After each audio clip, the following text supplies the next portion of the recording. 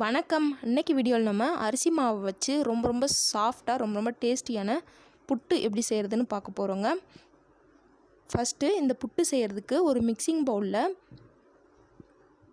2 cup அளவுக்கு அரிசி மாவு, பச்சரிசி மாவு எடுத்துக்கிறேன். நீங்கள் கடையில் கிடைக்கிற புட்டு மாவு கூட வாங்கி சேர்த்துக்கலாம். 2 கப் அரிசி மாவுக்கு தேவையான அளவு உப்பு சேர்த்துக்கிறேங்க. சேர்த்துட்டு முதல்ல இதை நல்லா மிக்ஸ் பண்ணி விட்டுடலாம்.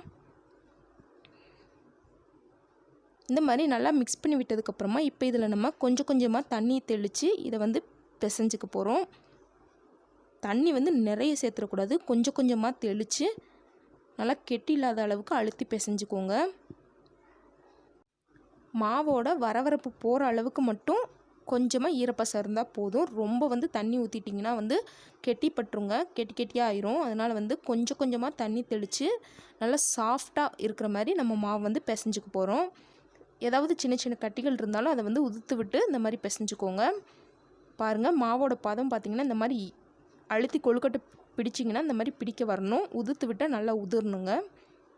இந்த மாதிரி நம்மளோட மாவோட பதம் இருக்கணும். உங்களுக்கு பார்த்தாலே தெரியும்.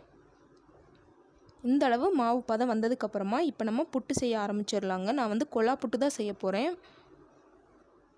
அதுக்கு நான் கொழா எடுத்திருக்கேன்.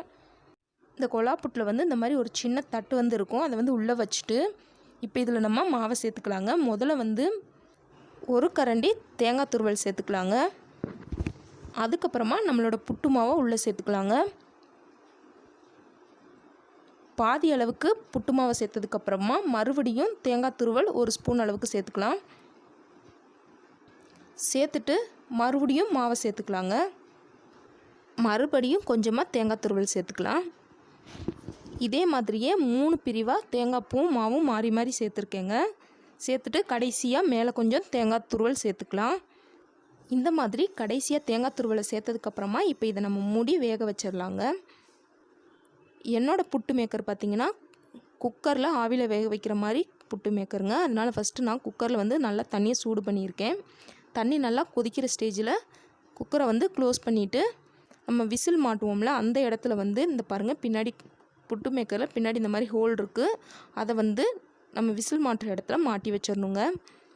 மாட்டிட்டு இது நல்லா ஆவி வர்ற வரைக்கும் இதை நல்லா வேக வச்சுக்கலாங்க. குறைஞ்சது 10 நிமிஷமாச்சு இதை நல்லா ஆவியில் வேக வச்சிடணுங்க. மூடியில் இருக்க அந்த ஹோல் வழியாக நல்லா ஆவி வெளியே வர்ற வரைக்கும் இதை நல்லா வேக வச்சிடலாங்க. இதே நீங்கள் இட்லி பானையில் வேக வைக்கிற மாதிரி இருந்துச்சுன்னா தேங்காய் பூலாம் சேர்க்க தேவையில்லை. அப்படியே இட்லி தட்டில் சேர்த்துட்டு வேக வச்சுக்கலாம். அதுவும் அதே மாதிரி 10 நிமிஷத்தில் வெந்துருங்க. பாருங்கள், இப்போ நம்மளோட கொழா புட்டு நல்லா சாஃப்டாக ரெடி ஆயிடுச்சு.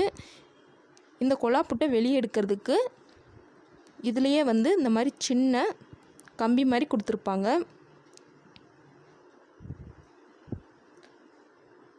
இந்த கம்பியை வச்சு பின்னாடி அந்த ஹோல் வழியாக ஒரு தட்டு இருக்குல்ல, அந்த தட்டில் நல்லா ப்ரெஸ் பண்ணணுங்க. இந்த மாதிரி ப்ரெஸ் பண்ணிங்கன்னா பாருங்கள், நம்மளோட புட்டு எவ்வளோ சூப்பராக வெளியே வருதுன்னு. இதே மாதிரியே அப்படியே மெதுவாக வெளியே எடுத்திங்கன்னா நம்மளோட சூப்பரான புட்டு ரெடி ஆயிருங்க. பாருங்கள் எவ்வளோ சூப்பராக வந்திருக்குன்னு. நிஜமாகவே ரொம்ப சாஃப்டாக இருந்துச்சுங்க. இந்த புட்டில் நம்ம அப்படியே சர்க்கரை சேர்த்து மிக்ஸ் பண்ணி சாப்பிட்டோம்னா ரொம்ப அட்டகாசமாக இருக்குங்க.